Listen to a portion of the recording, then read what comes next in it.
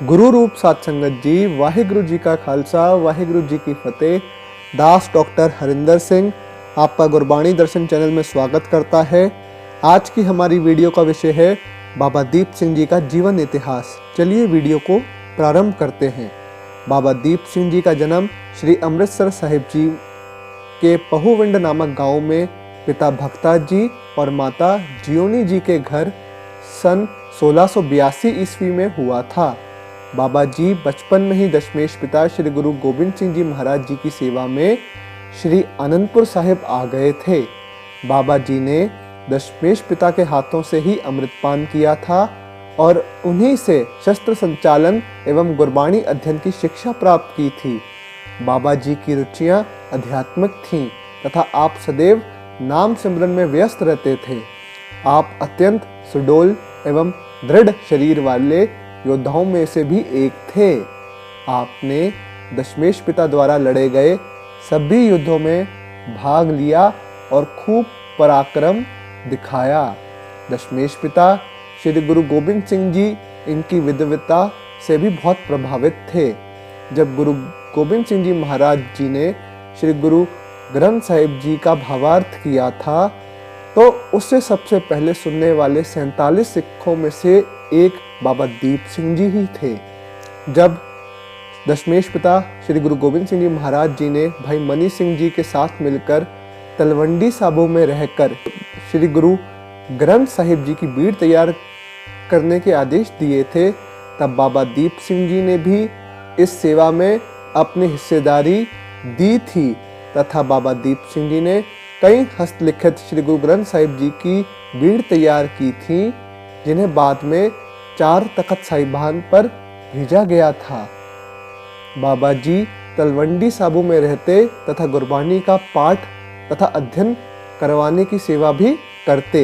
इसी प्रकार यहाँ गुरबानी के अर्थ करने की एक टकसाल आरंभ हुई, जो बाद में चलकर दमदमी टकसाल कहलाई।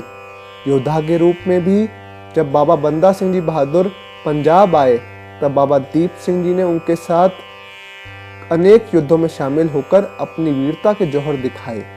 बाबा बंदा सिंह जी की शहादत के उपरांत बाबा दीप सिंह जी फिर तलवंडी साबू लौट आए और गुरबाणी अध्ययन व पठन पाठन में जुट गए। सन 1730 से 32 ईस्वी में बंदई खालसा और तत् खालसा के आपसी विवाद को सुलझाने में भी आपने भाई मनी सिंह जी के साथ मिलकर एक महत्वपूर्ण भूमिका निभाई थी। सन 1748 ईस्वी में जब मिसलों की स्थापना हुई तो बाबा दीप सिंह जी को शहीदों की मिसल का जत्थेदार नियुक्त किया गया था। सन 1757 ईस्वी में अहमद शाह अब्दाली ने जब श्री हरमंदर साहिब जी को ढहा दिया और अमृत सरोवर को मिट्टी से भर दिया, तब ये खबर मिलते ही बाबा जी का खून खौल उठा और 75 वर्ष की वृद्ध अवस्था होने के बावजूद आपने खंडा उठा लिया। तलवंडी साबू से चलते समय बाबा जी के साथ सिर्फ 8 सिख थे, परंतु रास्ते में और सिखों के आकर मिलते रहने से श्री तरन तारण तक पहुँचते पहुँचते सिखों की संख्या 5000 तक पहुँच गई थी। श्री तरन तारण से 10 किलोमीटर दूर गोहलवड़ गांव के निकट सिख सेना तथा अफगान सेना के बीच जबरदस्त जंग शुरू हो गई। श्री हरमंदर साहिब की बेदबी से क्रोधित सिखों ने दुश्मनों के छक्के छुड़ा दिए। अफगानों को गाजर मूली की तरह काटते हुए बाबा दीप सिंह जी आगे बढ़ रहे थे कि तभी एक घातक वार बाबा जी की गर्दन पर पड़ा। बाबा जी की गर्दन कट गई और वे युद्ध भूमि में गिर पड़े। ये देखकर एक सिख वीर ने कहा, बाबा जी, आपने तो प्रण लिया था कि आप गुरु की नगरी में जाकर शीश दान करोगे, जो कि अभी 2 कोस दूर है। ये सुनते ही बाबा दीप सिंह जी फिर उठ खड़े हुए, दाहिने हाथ में खंडा लिया, बाएं हाथ से शीश संभाला और पुनः युद्ध आरंभ कर दिया। बाबा जी युद्ध करते करते गुरु की नगरी तक जहां पहुंचे। बाबा जी के साथ अनेक सिख शहीद हो गए, परंतु श्री हरमंदर साहिब की बेदबी का बदला ले लिया गया। बाबा दीप सिंह जी का अंतिम संस्कार श्री अमृतसर नगर में चाटीविंड दरवाजे के पास गुरुद्वारा रामसर साहिब के निकट किया गया। आज पवित्र स्थान पर गुरुद्वारा श्री शहीदगंज साहिब सुशोभित है।